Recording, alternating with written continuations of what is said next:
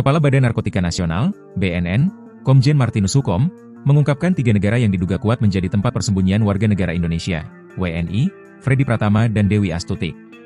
Diketahui, Freddy dan Dewi yang tergabung dalam jaringan narkoba internasional, Golden Triangle, sama-sama menjadi buron kasus barang haram. Martinus mengungkapkan, Freddy selama ini beroperasi di Thailand. Namun, ia menduga kuat Freddy sudah bergeser ke Myanmar dan bersembunyi di negara bagian Shan yang berbatasan langsung dengan negeri Gajah Putih.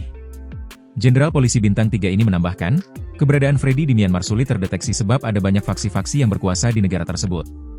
Selain itu, kata Martinus, setiap negara bagian di Myanmar memiliki militer masing-masing yang membuat pemerintah tak selalu mengontrol semua wilayah. Sementara, untuk keberadaan Dewi, Martinus memprediksi perempuan itu berada di Thailand atau Kamboja. Dewi Astuti, kami terakhir mendeteksi dia di wilayah Thailand atau Kamboja, kata Martinus. Ia mengatakan saat ini BNN tengah bekerja sama dengan Badan Intelijen Nasional, BIN, untuk memburu Freddy dan Dewi.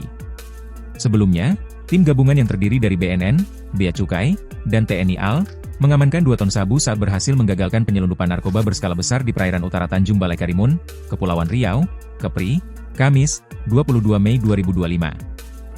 2 ton sabu itu diamankan dari sebuah kapal berbendera Indonesia bernama MT Dragon Tarawa.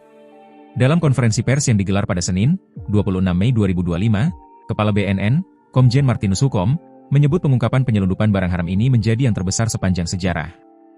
Martinus mengatakan 2 ton sabu yang berhasil disita itu disimpan dalam 67 kardus dan dibungkus menggunakan kemasan khas milik jaringan Golden Triangle. Dari kasus inilah terungkap, Dewi Astuti menjadi otak penyelundupan sabu-sabu seberat 2 ton tersebut.